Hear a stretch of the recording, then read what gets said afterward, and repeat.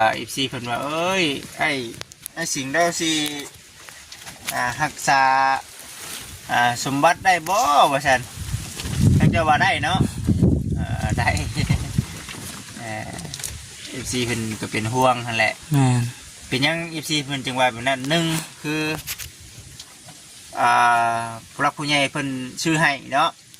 FC เพิ่นย่านแบบว่าผู้ใหญ่เพิ่นชื่อให้ย่านศูนย์เปล่าแบบนี้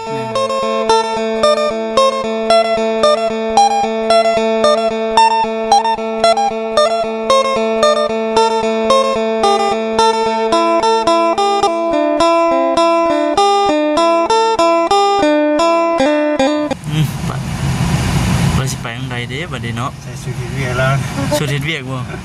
อยู่ชายสบายดีเด้อพี่น้องเด้อ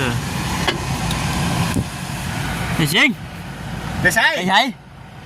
ไปใช้ไปตัดไม้ใช้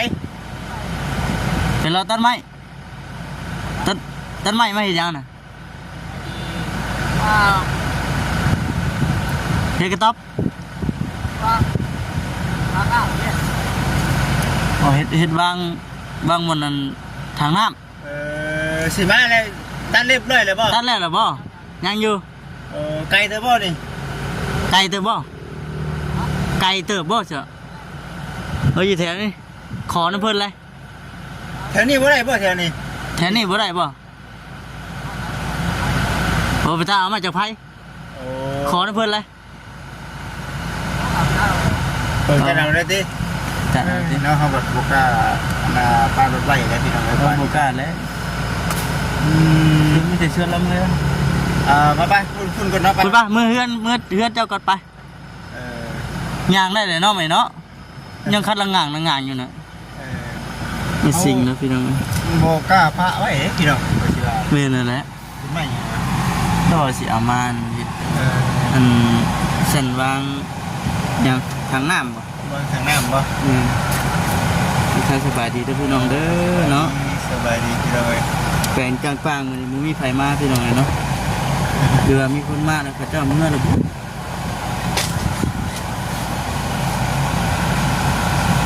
มาเยี่ยมมายามมานี่ทำสิ่งเพิ่นมาหลายมื้อเลยพี่น้องมาแต่มื้อนั้นมาผู้เดียวช่วงนี้ไผก็คือเวียงน้องบ่จิเนาะมวยเลยบ่บึ้งแค่เนาะนั่นแหละ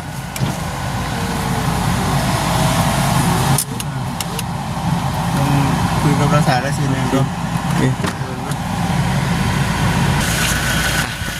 เช็ดไปช่างแหละเถอะเรามีเพจมาเช็ดอย่างนี้มืดขึ้นมาเลยพี่น้องเนาะเฮ็ดปวกเฮ็ดอย่างหมอกหมดแท้นี่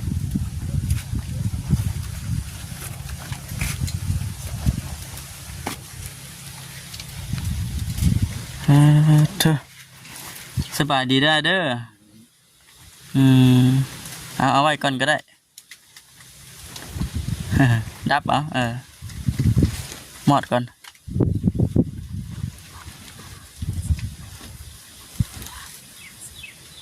กำลังว่าสิไปตัดไม้ไปตัดไม้มาเฮ็ดดีไรก็จะนะไปตัดไม้มาห้องนี่ทางน้ำโอ้ห้องถังน้ำนี่ถังน้ำไม่ใช่ป่ะตรงนั้นน้ำฝนนี่บ่นี่นะเอาไว้กินบ่ดีกว่าไม่ใช่ไว้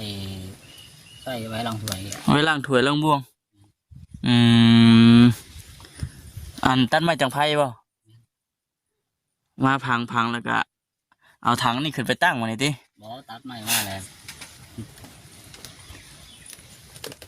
นี่เป็นสี่เหลี่ยมแล้วเราเลือกภูเขานะโอ้เห็ดเป็นสี่เหลี่ยมเลย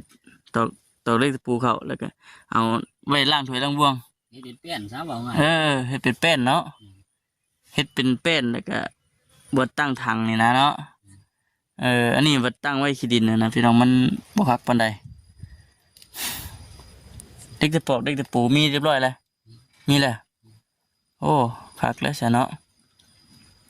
มีไผไหนมาหามื้อนี่ เป็นสองคน ไผจื้อบ่ แต่ว่าคือรู้จัก คิดจักผู้ชายผู้หญิง ใช่ ผู้ชายเหมือนเบาแอนบ่เนาะเบาแอนบ่ แม่น เพิ่นมาเยี่ยมมื้อนี้เนาะอันนี้ก็มาตั้งแต่มื้อนั้นน่ะมาหลายมื้อแล้วแหละพี่น้องเอ้ยเนาะ 2-3 มื้อแล้วล่ะมาพอดีเห็นทางอ้ายเรากำลังสิไปตัดไม้ว่าซั่นไปได้ข้างอันแข้งขา ก็ ใครแน่ล่ะบ่ คอยย่างไปนี่แหละ ขอย่างไปยังเครื่องอยู่ ยังใคร ใครกลัวมื้อนั้นอยู่ ก็คอยย่างไปนี่แหละ ขอย่างไปมื้อนั้นติงเฮาบ่ได้เนาะมื้อนั้นเนาะ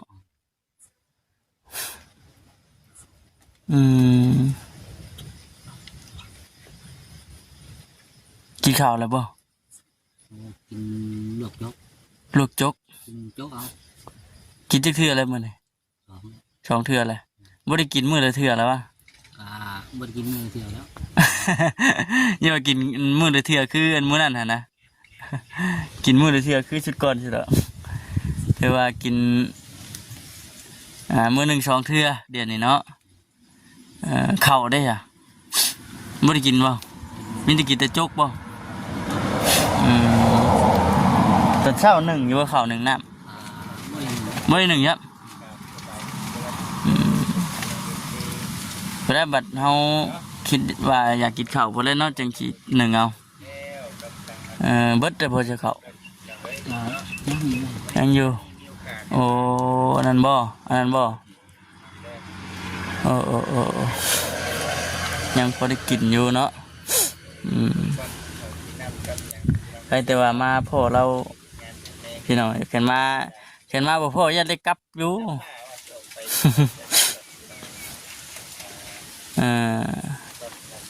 ไม่ที่ว่าเฮามันไปเบิ่งทีมื้อนั้นบ่ไม่อยู่พุ่นบ่ บ่ใหม่ในชวนกัน ไม่อยู่ในสวนนี่ เอาสองลำ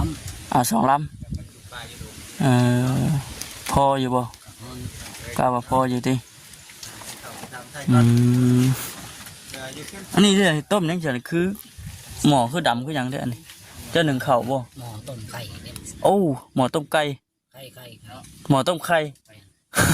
เกี่ยวหม้อต้มไก่นะต้มไข่โอ้เนาะสบายดียุงมีคือเก่าบ่มียุงคือเก่าบ่ จับก่อนบ่จิตเดี๋ยวนึง ยุงหลายคือเก่าโอ้นุ่งเสื้อไหมเลย ยามฝนนี่แห้งหลายได้ยุงเนาะ นุ่งเสื้อไหมบ่โอ้ สุดเฮ็ดเวียกเครื่องเฮ็ดเวียก จะเครื่องเห็ดบ่ได้เนาะนุ่งตั้งแต่ทีมงานมาพ่อเนาะแม่นบ่โอ้เนาะบ่ขออนุญาตนำเสื้อตัวนี้ได้มาจากไส เจ้าของสวนตัวนี้เนี่ย เจ้าของสวนเพิ่นเอาให้ครับส่งเสือค่าคิงอันนี้ได้พี่น้องเอ้ยเนาะไปเลยเขาน้ำจำปายังมีบ่เขาเฮา ขายังอยู่ มาถามไทยเบิ้งเนาะบ่ครับเนาะ แม่น มื้อนี้มีทีมงานมาอยู่บ่ แล้วว่ามา2 คนนั่นสิเป็นบ่แอนนะ มาขี่แจ็คว่าบ่บ่แอนบ่ แม่น เฮาก็บ่ได้มาแต่เฮิงแล้วเนาะทางมาจิเด้งก็ได้คือเห็นจับผ้าผมกินสิไปใช่ก็ ไปหยังไกลบ่เจ้านี่ไกลจากทางบ่ แล้วว่าอยู่ชวนนี่นายบนเจ้าย่างใกล้สิฮอดแล้วบ่เมื่อกี้น่ะ ที่แม่เอาไปแล้วมันยาว มันก็บ่ได้ไกลปานใดบ่ได้แม่นบ่อนเฮาไปเบิ่งที่มื้อนั้นน่ะ รถอยู่แล้วว่า สวนต้นหมากบกนี่นะ อ๋อต้นหมากกระบอกนี้เนาะ ไกลรถอยู่แหละ ได้อยู่สนามบ่เด้อมื้อนี้ก็ได้เนาะก็คือว่าได้ยังกินบ่นี่ ยก กินโจ๊กติบ่แซมบ่ได้มาบ่มื้อนี้ ยังมีคนเห็นมา ยังไม่เห็นเนาะที่เทเราไปอันนาปลูกเขาแล้วพี่น้องเอ้ยมาเสียบริมาดอกมานี่ เนาะพิจารณาฉันในเรื่องข่าวดีเฮาคืบหน้าไปฮอดใช้แล้ว ในเรื่องดินเรื่องร้อนแล้วนี่เป็นยังไงตอนนี้ มีว่าขออนุญาตนำพี่น้องเอ้ยเนาะงบซื้อดินเฮาได้เท่าไหร่แล้ว 44,726 บาท โอ้ 44,726 26 บาท บาท โอ้ แต่ว่าดินเด้มันราคาเท่าไหร่ 53,000ที่ดิน แต่เงินน่ะ40,000เท่าไหร่ก็ 47,000แม่นบ่44,700 มันยังบ่หลายใช่เนาะยังบ่หลายปานใดเด้นี่ดินนั้นอยู่ตอนตัวนี้บ่ได้ว่าพูด ตอนใด ตอนตัวไปเบิ่งตัวนี้นะ อ๋อ จาก50,000 จาก50,000แล้วก็ชุดเลยอยากให้อยู่แล้วก็ได้เนาะจาก50,000เป็น40,000ปลาย ได้ทีได้ทางไหนเพิ่นสิเฮ็ดจังไดเพิ่นบอกอยู่บ่ ไป ยังบ่ฮู้จักแม่น โอ้ สมมุติว่าได้ทีได้ทางอะนะถามแล้ว เอาไม้แถวนี้เลยเนาะเห็นกระต๊อบอยู่เนาะใครอันนั้นได้พี่น้องใครก็มีจีทางได้เนาะมาโจ้พี่น้องเนาะบ่ได้มาหาทางไอ้สิ่งเพิ่นหลายมื้อเงินทางผู้รักผู้ใหญ่เพิ่น จนใกล้สิพอแล้วเนาะ ใกล้สิพอเด้อพี่น้องเอ้ยเนาะ44,700 700 บ่ 700 โอ้ 26 บาท 26 บาท ยังบ่หลายเนาะใกล้สิพอแล้วพี่น้องเอ้ยยังเล็กๆนิดหน่อยได้เบิ่งลบมันจิตลบกันก่อน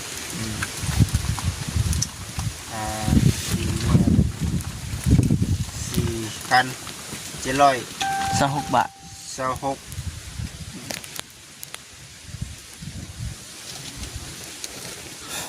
ยัง5,274เนาะยัง5,274บ่พอนะบ่ครับเอ้ย ถึงจริงๆเขาก็ประมาณ3 ล้านปลายซะเนาะโอ้ใกล้แล้วเนาะใกล้สิได้เลยได้นี่ ได้ เนาะ รับข่าวดีแล้ว ดีใจอยู่บ่ ดีใจอยู่ ดีใจอยู่ อยากไปอยู่บ่ ฟังมันเดี๋ยวฟังก่อน ทำมาก่อน ฟังวันก่อนทีถ้าหากว่าดินเพิ่นสมมุติว่าพ่อได้นี่ขั้นตอนแรกสิเฮ็ดหยังขั้นตอนแรกนี่ดินมันเป็นของเฮาแหละ ยังบ่ฮู้ยังบ่ฮู้อยู่เนาะบ่ครับ แม่ จากที่ว่าบ่มีเนาะผู้ใหญ่เพิ่นก็สมทบเทเล็กเทน้อยจน สิพอเนาะ สิพอเนาะยังอีกใกล้แล้วพี่น้องเอ้ยความฝันใกล้เป็นจริงแล้วเนาะมันใกล้เป็นจริงแล้วบัดนี้เนาะโมเมนต์ว่าสั้นว่าซี่โมเมนต์ว่าจิตบ่อย่างเช่นซี่แต่พี่น้องเด้อเอาคำบอกคำจาของทาง MC เนาะเพิ่นมาบอกมาว่าถ้าหากว่าได้ดินมาแล้วเนาะทางง่ายมั่นใจบ่ว่าสิรักษาดินตอนนี้ไว้ได้ดินพระผู้ใหญ่เพิ่นชื่อให้รักษาได้อยู่บ่ อะไร ได้อยู่บ่ แม่น ต้องได้เนาะ FC เพิ่นถามมาได้เนาะเก็บไว้อย่างดีว่าซั่นนะพี่น้องเอ้ยเพราะว่า FC เพิ่นว่าเอ้ยไอ้สิ่งเดาสิรักษาสมบัติได้บ่ว่าซั่นท่านเจ้าว่าได้เนาะได้ FC เพิ่นก็เป็นห่วงหั่นแหละ แม่น เป็นยัง FC เพิ่นจังว่าแบบนั้นหนึ่งคือผู้รักผู้ใหญ่เพิ่นชื่อให้เนาะ FC เพิ่นย่านแบบว่าผู้ใหญ่เพิ่นชื่อให้ยันศูนย์เปล่าแบบนี้ แม่ นะ น เพิ่นก็เลย ทำไทยแบบนั้นเด้อแต่เจ้ามั่นใจเนาะมั่นใจแต่จีเดี๋ยวว่าทางทีมงานเข้ามากับเขามาคุยกันก็โอเคอยู่พี่น้องเอ๋ยเนาะแล้วก็ตอบตามที่เขาอันนั้นอยู่ ถามอยู่เนาะ เนาะ ดีใจบ่ ดีใจอยู่ ดีใจอยู่ บ่เคยมีไปอันสิใหายแบบนี้เนาะอยู่แต่น้อยจนใหญ่ไปหั่นติ แม่น ไปตั้งแต่น้อย ไปถึงแต่น้อยๆเนาะไปถึงแต่